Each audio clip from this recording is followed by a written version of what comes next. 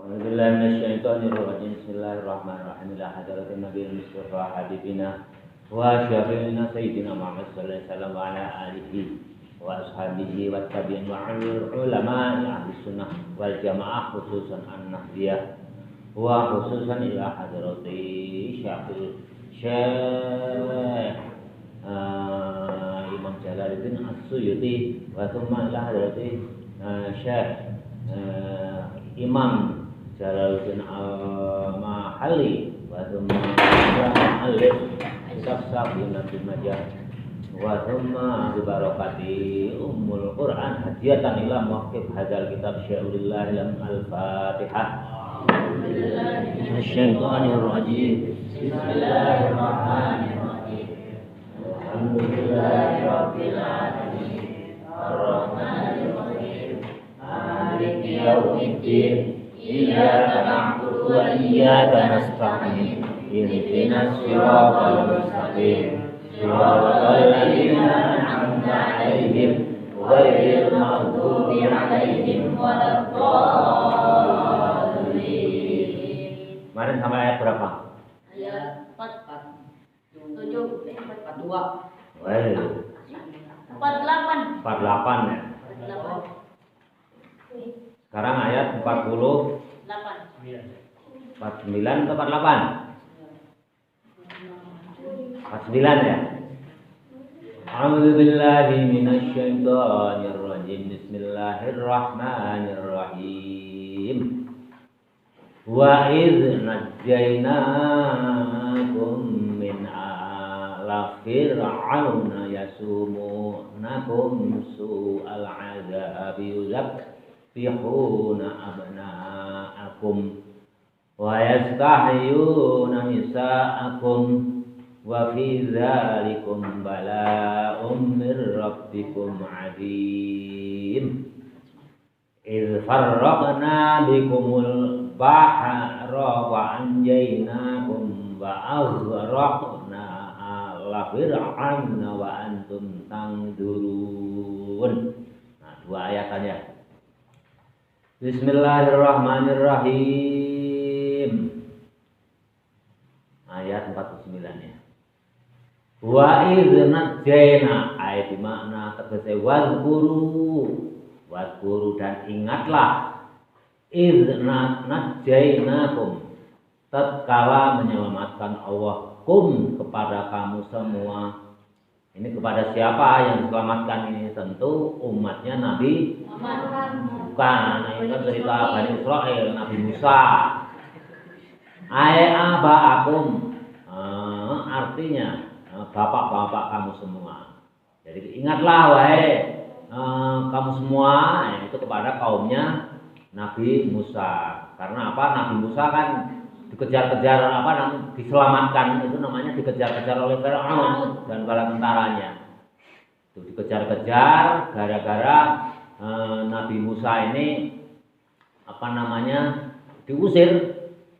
Ya, Fir'aun itu di mana pemerintahnya? Fir'aun itu gelar Fir'aun itu semua raja di Mesir dulu namanya Fir'aun.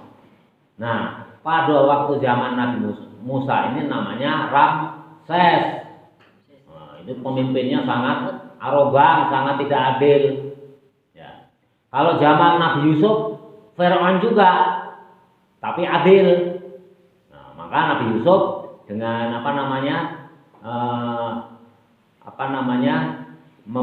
memimpikan ya 7 ekor sapi itu ya, masa paceklik 7 tahun, nanti ada masa subur 7 tahun, ada masa paceklik 7 tahun. Waktu Nabi Musa ditahan itu ya, disuruh meramal. Itu disampaikan kepada Fir'aun bahwa nanti di negara Mesir ini yang rajanya juga namanya disebut Fir'aun zaman Nabi Yusuf itu. Tapi adil kalau zaman Nabi Yusuf. Lantas diterima tebakannya, ramalannya Nabi Yusuf itu betul. 7 tahun berturut-turut rakyatnya disuruh menanam lalu disimpan di dalam gudang-gudang ya, makanan untuk hasil pertanian. Nah, lalu terjadi 7 tahun masa paceklik. Setiap nanam apapun nggak hidup karena kemarau panjang. Akhirnya apa? Nabi Yusuf diangkat menjadi perdana menteri oleh siapa? Oleh Fir'aun. Jadi kalau Nabi Yusuf dulu menjadi perdana menterinya Firaun. Nah, rajanya ya Firaun. Nah, itu adil. Namanya nggak tahu tuh siapa. Ahli tafsir nggak menjelaskan. Nah, zaman Nabi Musa itu kerajaan Firaun itu kerajaannya masih tetap di Mesir. Nah, itu ya Mesir itu sukunya yang berkuasa namanya suku Kipti. Kipti, Kipti kan ada ya, Kiptiyah, ya. Kipti itu bangsa Kipti itu Mesir yang berkuasa termasuk Firaun. Nah rajanya zaman Nabi Musa ini oleh ahli tafsir disebut Ramses. Wah ini sangat zalim sekali. Kebalikannya waktu zaman Nabi Yusuf, kalau Nabi Yusuf itu rajanya Firaun itu sangat adil. Maka Nabi Yusuf diangkat menjadi perdana menteri. Jadi walaupun orang kafir kalau jadi pemimpin kita, selama orang kafir itu adil, kita boleh menjadi rakyatnya. Ikut siapa? Contohnya mana? Nabi Yusuf. Nabi Yusuf itu, Firaun itu sangat adil sekali. Sangat menghargai rakyatnya, sangat menyayangi rakyatnya, sehingga Nabi Yusuf itu karena dianggap berjasa, diangkat menjadi perdana menteri. Dan Nabi Yusuf mau. Kalau Nabi mau berarti diizinkan oleh Allah Subhanahu wa Ta'ala. Jadi kalian nanti kalau udah besar jangan terpancing, tohut hancurkan karena pemerintahnya kafir, jangan. Ini contohnya Nabi Yusuf aja mau menjadi perdana menterinya Firaun karena Firaunnya itu adil. Jadi kesimpulannya kalau pemimpin kita walaupun kafir, walaupun berbeda agama, selama pemimpin kita itu adil, kita tetap harus mendukung.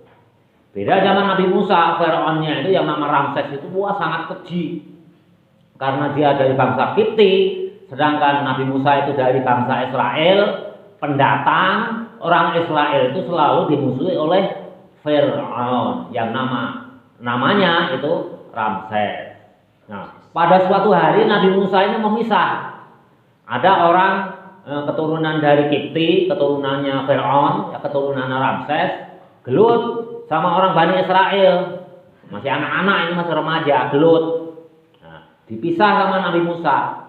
Entah misahnya bagaimana, tiba-tiba orang bangsa Kipti ini dipukul atau gimana oleh Nabi Musa. Mati. Nah, mati ini langsung mati. Nabi Musa itu sangat luar biasa. Gampar aja, malaikat aja digampar matanya sampai merah ya. Gara-gara apa? Nabi Musa mau dicabut nyawanya. Saya itu kalau mau dicabut. Nah, malaikat itu tempeleng. Galak Nabi Musa itu. Kayak Sayyidina Umar ya, sahabat Nabi itu. Jadi sejarahnya itu ada. Orang yang lembut sekali ada. Sejarahnya siapa?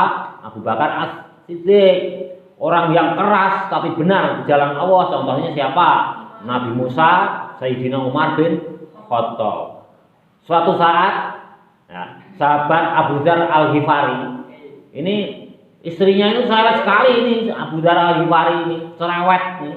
Wah, istrinya cerewet, protes terus ini istrinya itu ke suaminya itu. Nah, Abu Dzar Al-Ghifari ini mau mengadu kepada Sayyidina Umar. Wah, saya mengadu lah ke khalifah, satu-satunya istri itu cerewetnya cerewet sekali. Nah, begitu menuju ke rumahnya Sayyidina Umar, itu tok ngetok. Nah, ngetok pertama itu sahabat Umar ini langsung dengar lah, sahabat Abu Dzar Al-Ghifari. Ternyata Sayyidina Umar juga sedang diomeli oleh istrinya. Wah, istrinya berarti sama-sama cerewetnya. Istrinya Sayyidina Umar cerewet, istrinya Abu Dzar Al-Ghifari ini juga cerewet sekali. Diem aja. Akhirnya apa? Abu Dzar Al-Ghifari ini kemudian, oh ternyata khalifahku itu juga senasib denganku. Sama-sama takut terhadap istri. Jadi takut pada istri itu bukan orang hanya zaman sekarang. Umar bin Khattab, Abu Dzar Al-Ghifari, sahabat-sahabat Rasul yang lain itu banyak sekali yang takut kepada istri. Akhirnya apa? Abu Dzar Al-Ghifari ini hanya diem aja, nggak berani. Ternyata khalifahku Umar bin Khattab senasib denganku, sama-sama takut terhadap istri. Akhirnya apa? Abu Dzar Al-Ghifari itu hanya diem saja, enggak jadi melanjutkan mengetok pintunya. Tapi ketokan yang pertama itu Sayyidina Umar udah dengar, tapi karena takut kepada Nyonya Atikoh, ya istrinya Umar itu namanya Atikoh. Ya, dia masih nge-hype itu nyumput di balik pintu barangkali ya, Sayyidina Umar ini. Padahal kalau perang nomor 1 Umar ini nggak pernah kalah, tapi sama istri takut. Ya itulah namanya manusia. Ada kelebihannya, ada kekurangannya. Umar udah dengar ketokan pertama, buka. Ada apa ya Abu Dzar? Nggak jadi ya Umar. Kenapa? Kamu mau ngomong apa? Nggak jadi. Ternyata kita senasib. Assalamualaikum warahmatullahi wabarakatuh. Abu Dzar itu langsung pulang. Jadi macam-macam. Abu Dzar itu orangnya lembut. Nah, makanya juga orang lembut kan. Perasa Abu Dzar itu orangnya lembut sekali. Nabi Musa ini sama dengan Umar bin Khattab. Wah, pokoknya galak sekali. Nempeleng niatnya memisahkan. Nah, orang dari bangsa Kipti ini entah kepukul entah apa mati. Lantas beritanya sampai kepada Fir'aun. Fir'aun itu marah, usir itu semua bangsa Israel. Usir. Makanya turunlah ayat wa idna ini gimana? Wa idh najaynakum min ali fir'auna yasumunakum. Kita teruskan, nanti ceritanya bagaimana. Ini menarik sekali. Bismillahirrahmanirrahim. Idh najaynakum wadhkuru idh najaynakum.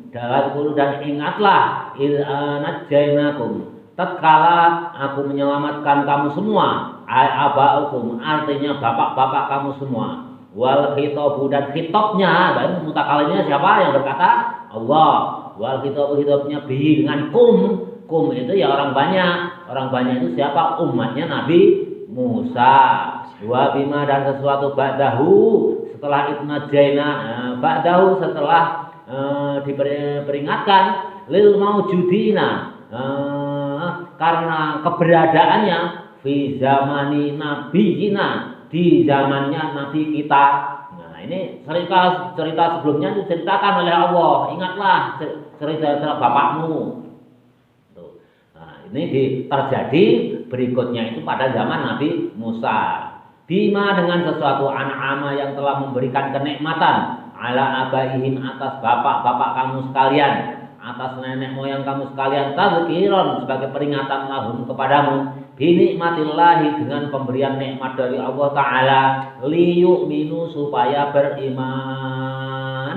Nah, jadi ini mukhatabnya ini bukan hanya umat Nabi Musa, tapi termasuk orang-orang yang belum beriman. Kum ini bukan hanya terbatas umatnya Nabi Musa, tapi umat Nabi Musa termasuk di sana, termasuk yang belum beriman. Karena apa? Liyu'minu agar kalian semuanya beriman. Min ali fir'auna dari keluarganya atau pendukungnya, penyokongnya Raja Fir'aun. Ya sumunakum yang ngincep pakai itu apa? Yang ngincep pakai itu ya apa? Kok bahasa Jawa itu ngincep pakai? Ya sumunakum yang membiarkan dirinya dalam keadaan tertentu. Nggak tahu ini bahasa Indonesianya apa sih, ya sumunakum, bapak lupa ini. Kalau ini maknanya bapak itu min ali fir'auna saking keluargane Fir'aun. Ya sumunakum kang padha ngincip pake sapa sira kabeh. Yudhikunakum artinya melanggengkan su'al azabi terhadap siksa asyaddaha yang sangat berat. Jadi tetap orang yang kafir ya, ada sebagian orang anak buahnya Fir'aun itu masuk Islam, tapi sebagian tidak masuk Islam. Dia membiarkan diancam akan mendapatkan siksa. Maksudnya begitu. Bapak ini lupa ini. Ya sumunakum ini bahasa Indonesianya apa lupa. Kalau bahasa ini tafsiran Bapak ini ngince pake. Wal jumlatu nanti pertemuan berikutnya Bapak cari dulu bahasa Indonesianya apa sih? Wal jumlatu adapun jumlah halun keadaan. Nah, itu najainakum ini menjadi hal ketika itu keadaan. min dhamirin dari dhamir najainakum ketika menyelamatkan kamu sekalian. Yuzabbihuna dari menyelamatkan dari mana? Menyelamatkan dari menyembelihnya Fir'aun. Bayanun, keterangan lima karena sesuatu ma qablahu sebelum lafal najainakum. Jadi najainakum ini menjadi keterangan. Yuzabbihuna itu menyelamatkan dari penyembelihan siapa namanya? Raja Fir'aun. Abna'akum terhadap anak-anak kamu sekalian, al-mauludina yang kalian lahirkan. Jadi zaman Nabi Fir'aun itu kan disembelih kalau anak laki-laki ya, dimatiin. Jadi bukan ditanam dalam tanah. Di Qur'annya apa? Yuzabbihuna, jelas ya. Jadi kalau ada yang cerita wah anak laki-laki itu dibunuh, dikubur hidup-hidup, itu maksudnya disembelih. Kalau di bahasa Quran itu disembelih. Yuzabbihuna itu disembelih. Jadi anak laki-laki yang dilahirkan itu disembelih oleh Fir'aun, oleh pasukannya ya, tentunya bukan oleh Fir'aunnya sendiri ya. Raja Fir'aun yang bernama Ramses itu hanya nyuruh. Wa yastahyuna dan dibiarkan hidup, yastaba'una atau melanggengkan, yastaba'una atau melanggengkan atau menetapkan nisaakum atas anak perempuan kamu sekalian. Jadi kalau yastahyuna itu menghidupkan, memberi kesempatan hidup bagi anak perempuan yang dilahirkan. Li qauli ba'din. Li qauli atau li qadli itu? Li qadli.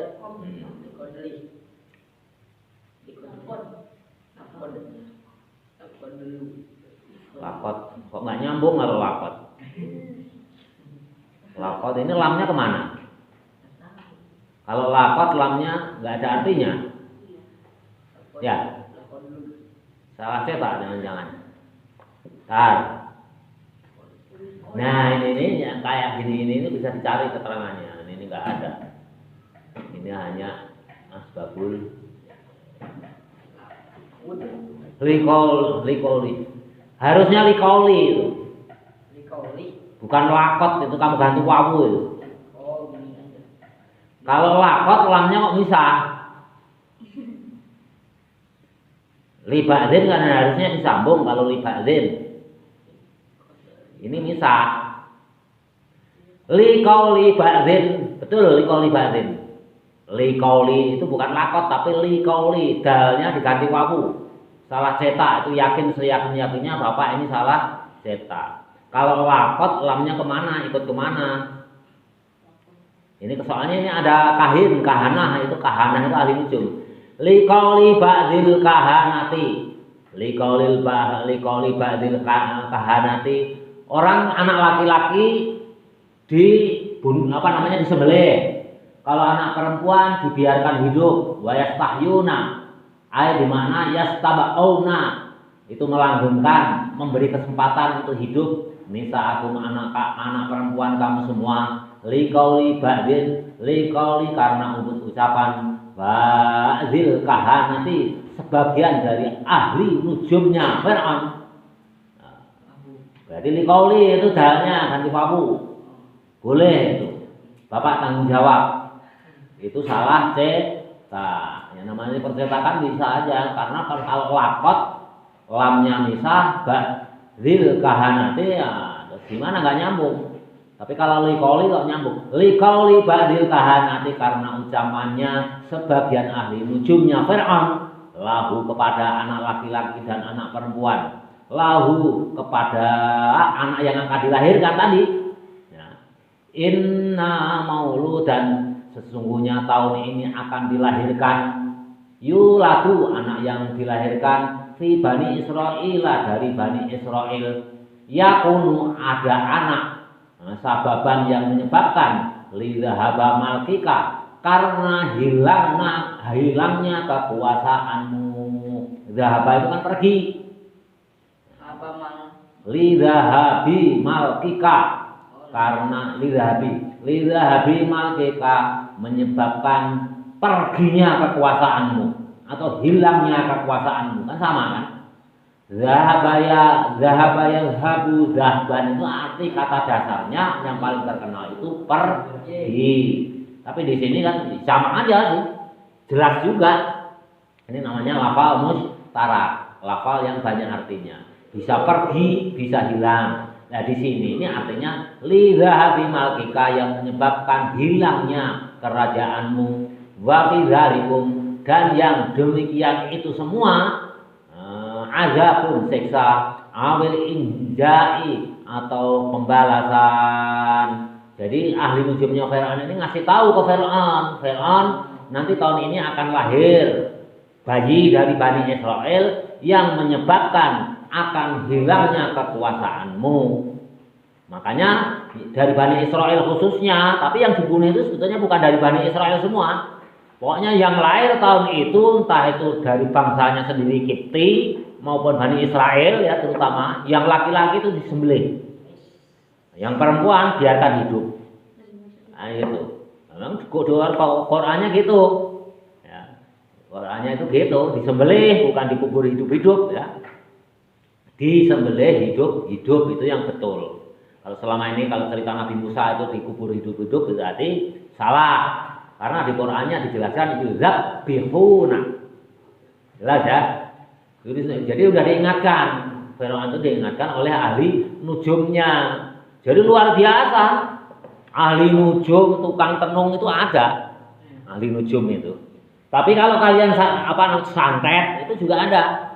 Tapi kalau kalian santri yakin, apalagi pernah ngaji tafsir Jalalain, jangan takut disantet, jangan takut ditenung. Selama kalian jadi santri, bedah tafsir Quran yang namanya tafsir Jalalain, insya Allah jauh dari santet.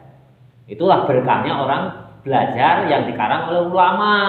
Nggak main-main nih Jalaluddin Asyuyuti sama Al-Mahali. Jadi kalau kalian tekun mempelajari Jalalain itu nggak usah cari ilmu kekebalan diri, itu ada tenung ini itu nggak nyampe.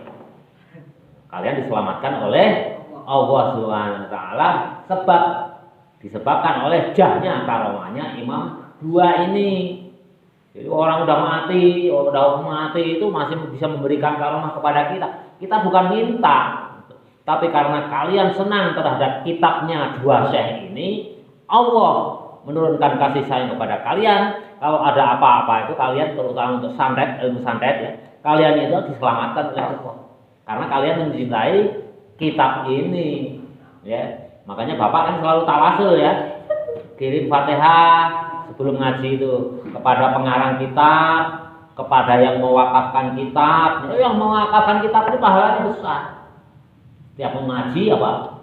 Hadiatan ala muwakif hadzal kitab. Kita hadiahkan Fatihah itu pahalanya. Makanya kalian harus jadi orang kaya dalam taklim ta'alim itu.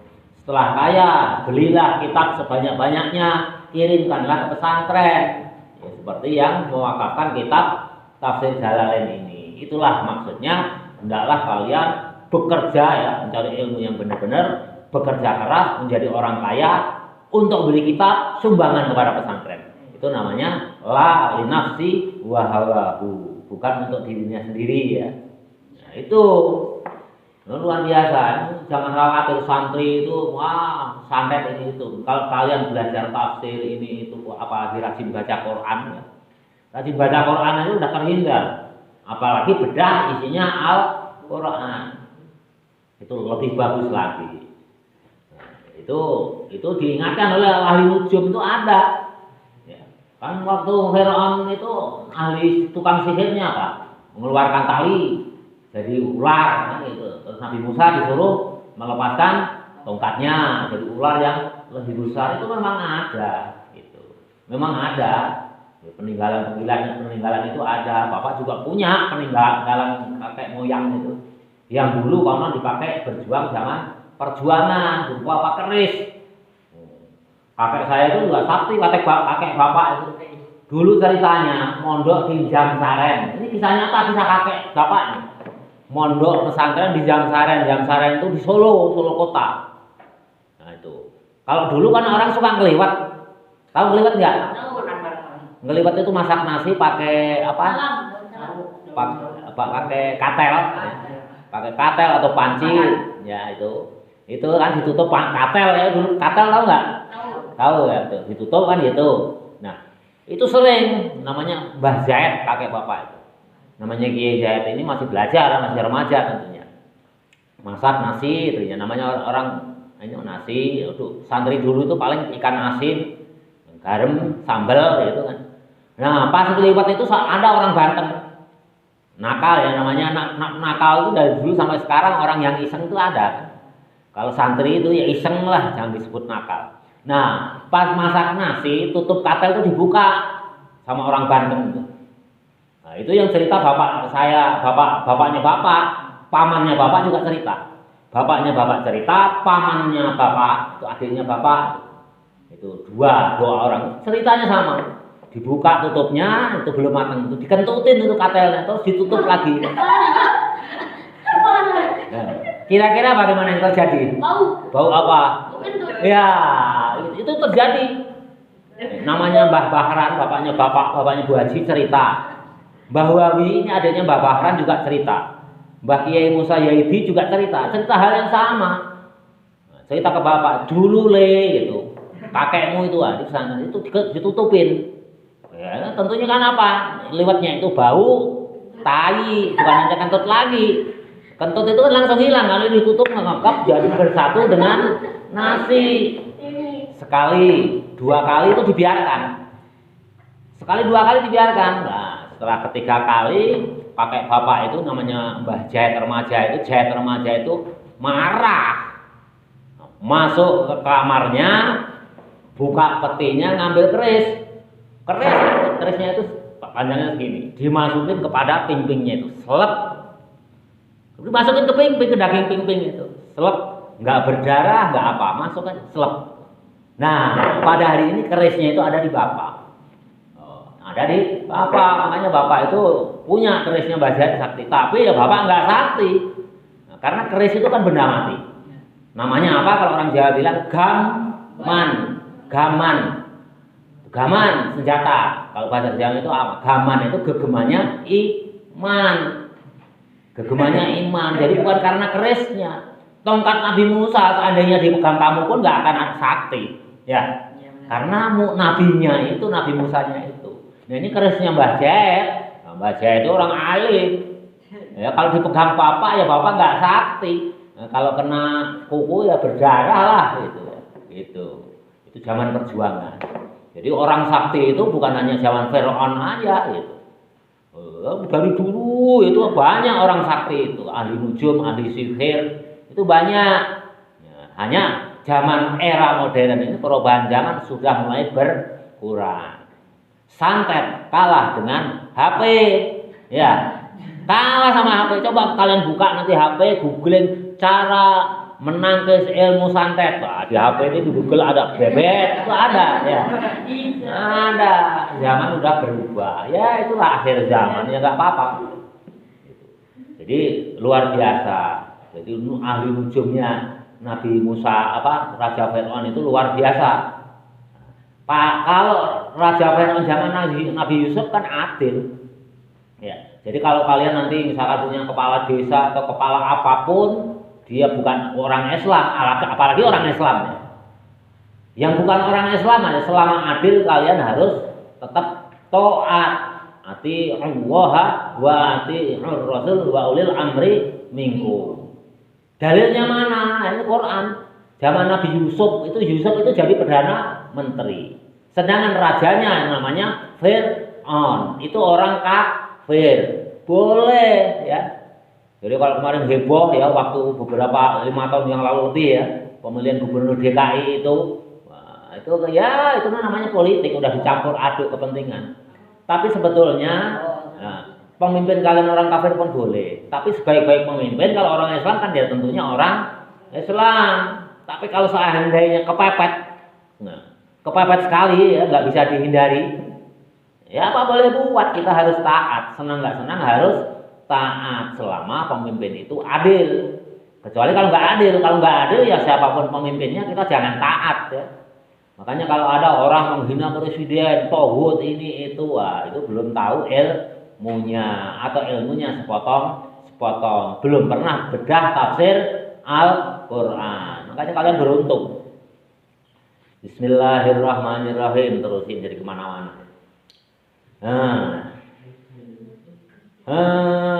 Liqauli ba'dil kahanati, dari ucapannya sebagian ahli nujumnya Fir'aun, lahu kepada Fir'aun, inna mauludan, sesungguhnya tahun ini akan dilahirkan, yuladu yang dilahirkan di Bani Israel, dari orang Bani Israel, yakunu ada anak yang akan dilahirkan tadi, sababan menyebabkan lidhahabi malkika, hilangnya kekuasaanmu atau kerajaanmu. Wa fi dzalikum, dan demikian itu semua al-azabun, siksa, al injaun atau balasan. Jadi kalau hilang itu ya siksa untuk Firaun lah, jadi siksa. Balaun artinya cobaan, ibtilaun atau ujian, au in'amun atau nikmat. Kalau Firaun ini kerajaannya hilang karena lahirnya seorang laki-laki. Nah, siapa laki-laki yang dilahirkan itu? Yang selamat Nabi Musa. Udah kan pernah cerita Nabi Musa dengan lengkap ya. Enggak usah Bapak ceritakan, ditemu Siti Aisyah ya, istrinya Firaun kan. Istrinya Firaun yang nemu itu. Namanya Siti Aisyah, dipukul ya, kan oleh keluarganya takut kalau dibunuh Firaun. Dibuang ke sungai, dialirkan di wadahan, ditemu oleh Siti Aisyah, istrinya Fir'aun. Siti Aisyah ini Islam atau bukan? Islam tulen. Di bawah kekuasaan Fir'aun nggak apa-apa, kalau namanya tertekan itu nggak apa-apa. Toh Nabi Musa yang diasuh di lingkungan orang kafir yakni Fir'aun, toh menjadi nabi. Ya, Nabi Yusuf juga gitu kan? Sejarahnya hampir sama kan? Yang mau diperkosa oleh Siti Zulaikha itu kan orang-orang jahat, tapi tetap jadi nabi. Jadi kalau kita punya etikat kuat dan mendapatkan hidayah dari Allah, apapun lingkungan kita tetap menjadi orang yang terbaik ya. Jadi kalian jangan minder. Wah, ini pesannya begini. Kalau apapun, kalau etikat kita kuat, Allah menghendaki kun fayakun. Itu jelas ya, nggak usah Bapak ceritain cerita Nabi Musa, panjang nanti.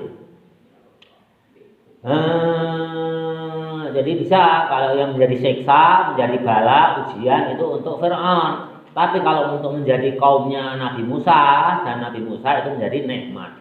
Mirrabbikum, dari Tuhan kamu sekalian, azimun yang agung. Uzkuru, ingatlah, satu ayat lagi. Uzkuru, ingatlah wahai kamu sekalian. Ini siapa ya? Kaum Bani Israel. Ya, kaum Bani Israel, umatnya Nabi Musa dan Fir'aun ya. Karena udah bercampur baur di sana di kerajaan Mesir. Tapi khusus ini kalau dirunut dari atas itu sebetulnya ayat ini turun kepada Bani Israel.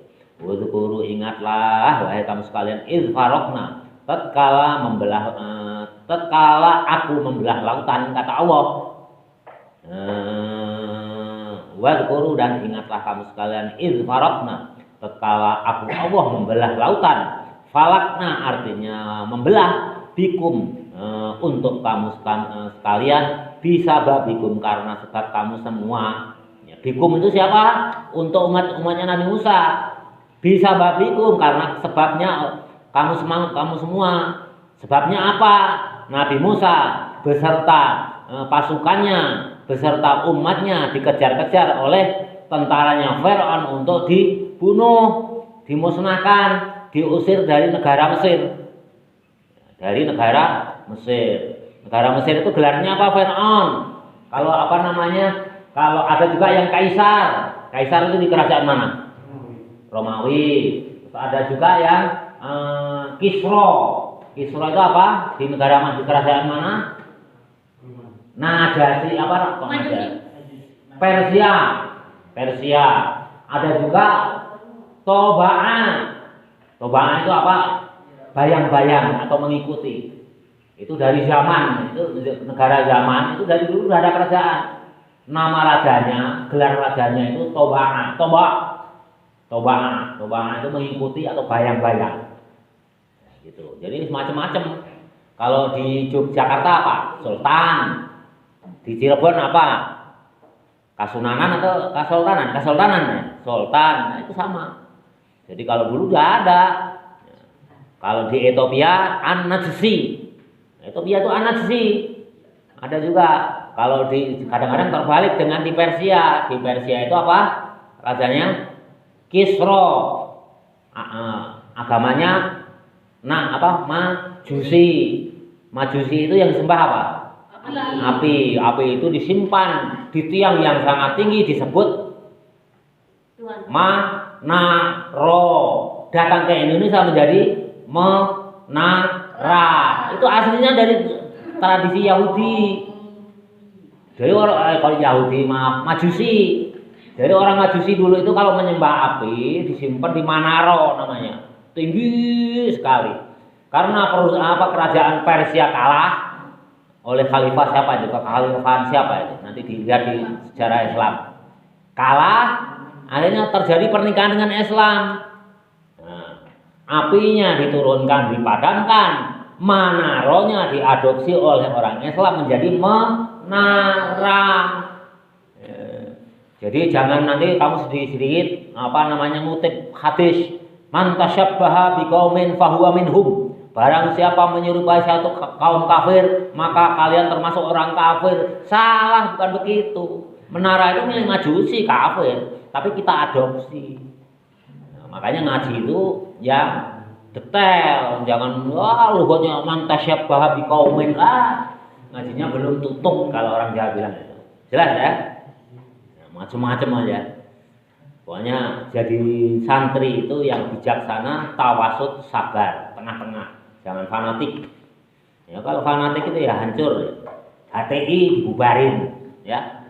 Apalagi kan banyak ya. Karena fanatik, kita ya ingin, Bapak juga ingin mendirikan negara khilafah Islamiyah, khilafah Islam. Tapi ya tahap demi tahap melalui proses demokrasi yang benar.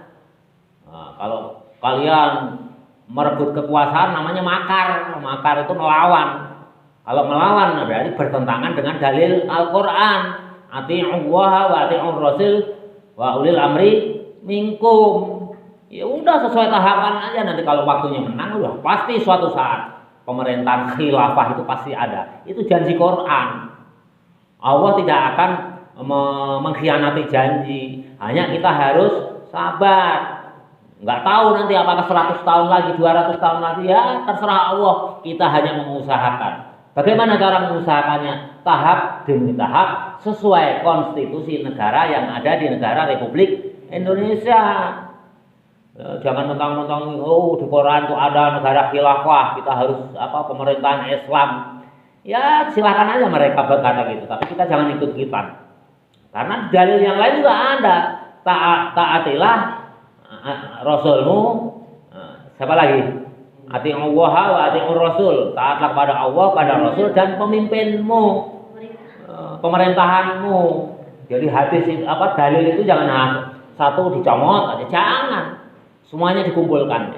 Nanti baru ditetapkan suatu sikap. Bicara politik ya, nggak apa-apa tahun politik. Yang penting jangan kampanye di tempat ngaji. Itu aja. Bismillahirrahmanirrahim. Nah, sebabnya itu ya karena dikejar-kejar oleh tentaranya Fir'aun. Al-bahra laut hatta dakhaltumuhu, sehingga kalian semua masuk. Nabi Musa dan bala tentaranya yang dikejar-kejar Fir'aun itu masuk ke laut. Haribina, artinya masuk. Min haribina, artinya melarikan diri. Min aduwikum, dari musuh kamu semuanya. Jadi kalau kamu nanti perang atau apapun berjuang, kok kira-kira kita berhenti perang kalah, lari. Ya. Apa boleh? Ya boleh, bukan pengecut. Nabi Musa kan ngitung, kalau saya berhenti ngelawan tentaranya Fir'aun pasti mati semua.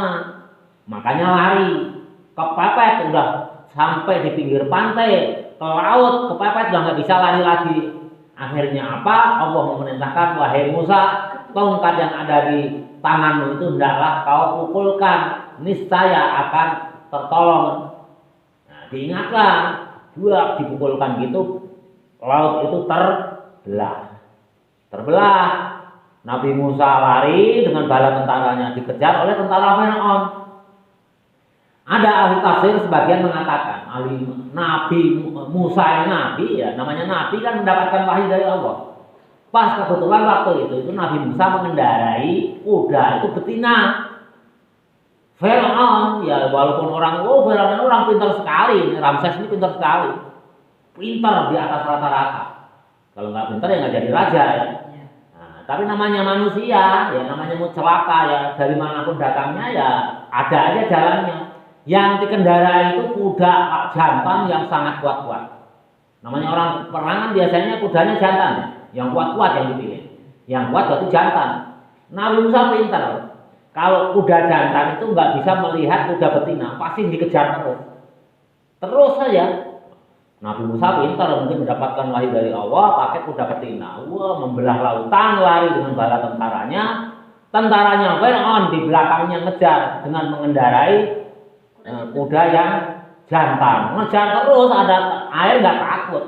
Kalau udah birahi itu nggak takut. Laut pun akan kuseberangi. Ya. Bukit pun akan kudaki. Tai kokok terasa coklat. Jempol sayangku gitu. Nah, kuda jantan terus ngejar. Akhirnya Nabi Musa dengan bala tentaranya udah menyeberangi laut, tentaranya Firaun masih di tengah laut. Pukulkan lagi Musa, tongkatmu, kamu udah selamat, pukulkan. Tek. Nah, laut itu akhirnya bertemu kembali.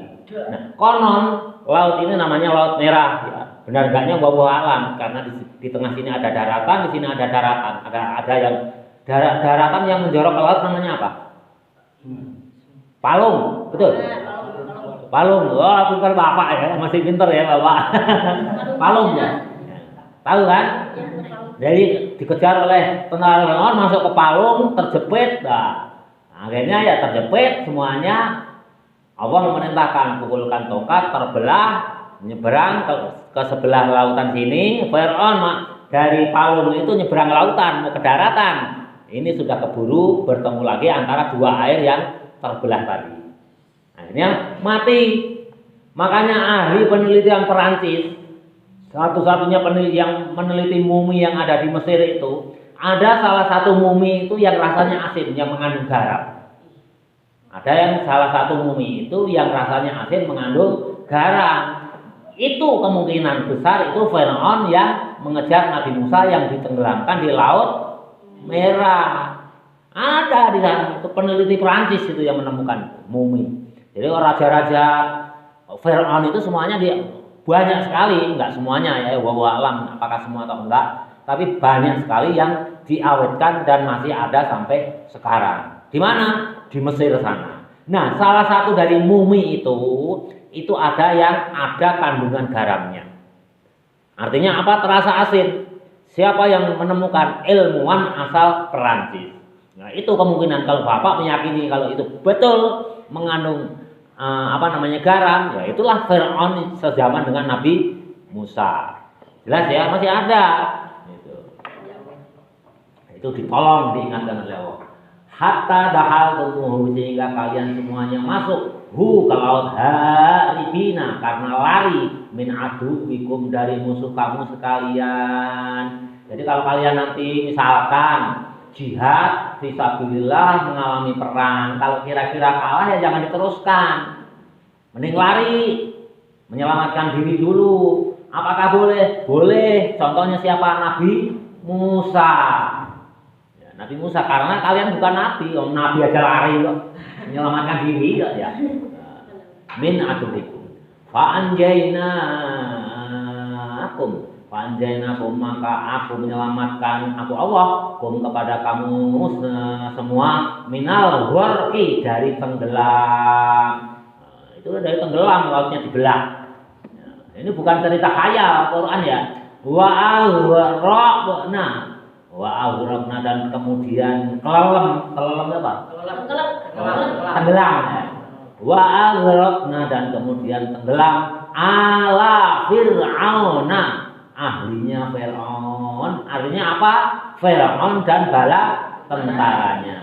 Kaumnya Fir'aun, mahu bersama Fir'aun. Artinya wa antum dan kamu sekalian, itu umat Nabi Musa yang sudah masuk Islam, tangduruna, pada menyaksikan, pada melihat, ila intibaqil bahri, tatkala nelangkupe laut, nelangkup itu jadi pertemuan tadi kan dibelah ini laut, air yang sebelah kanan ke kanan, sebelah kiri ke kiri, tengah-tengah untuk lewat.